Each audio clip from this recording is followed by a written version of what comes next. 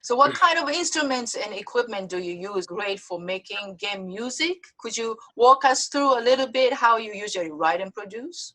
Yeah, if it's game music, I think anything can go because game music goes anywhere. So I like to have guitars in my studio, a lot of synthesizers. I collect synthesizers as a hobby on the side. It's mostly about software, I think, for game music, but my favorite game soundtracks are the ones that put ethnic instruments like a mandala or sitar or something that you don't really expect. And I don't have a budget for that, but I think with game music, you could have anything in the world.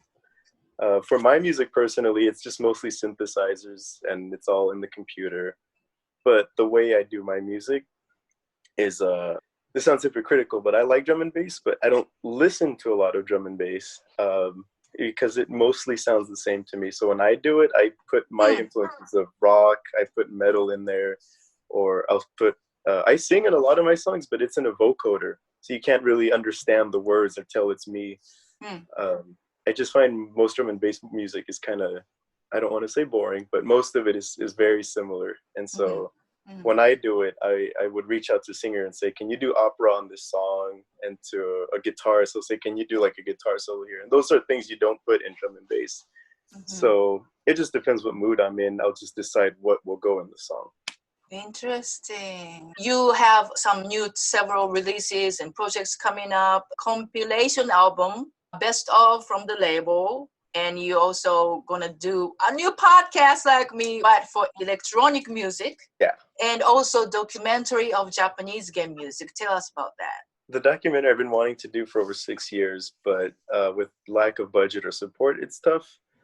But I want to say it will get done one day. Hopefully, if the virus will let me. I do want to fly over there and talk to them because these guys made the music 30 years ago, and so I want to get to them before it's too late.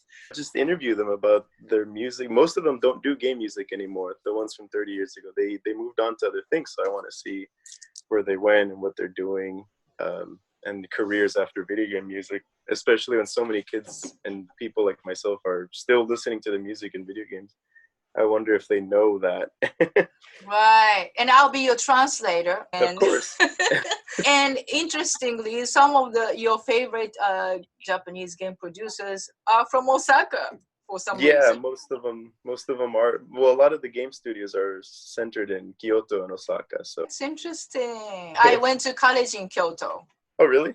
Yeah, that's the prettiest city to visit ever. That's what I hear. You're gonna love it.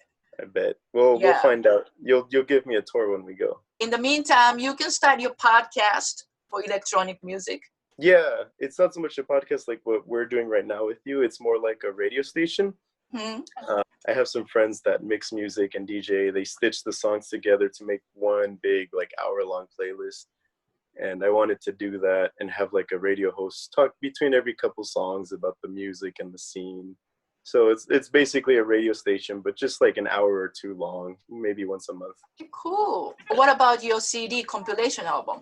That was supposed to come out last year, but it got delayed because I want to put it on vinyl. I like collecting vinyl records.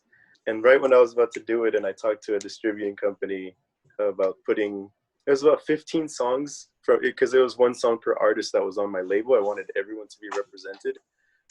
And they said, okay, let's do it. And then the next week is when the quarantine happened and everything went downhill. So maybe next year I'll have it ready, but I like physical media. I don't like digital. I like collecting and touching vinyl and CDs and cassettes. I had someone pretty famous tell me, don't do vinyl. You'll waste a lot of money and it costs a lot and you only make a little back. And I said, I know that, but I like vinyl, so I'm willing to lose the money. So yeah, next year, hopefully we'll see a 12-inch vinyl of my label. Well, thank you so much for introducing me to game music. And I just really encourage people who never really not so familiar with, visit his website right here. Listen to it because it's fantastic, I'm telling you. Try something new. Try something new. But I'm not going to do pink is my favorite color, but I'm not going to do on my hair. But I love your hair. Thank you.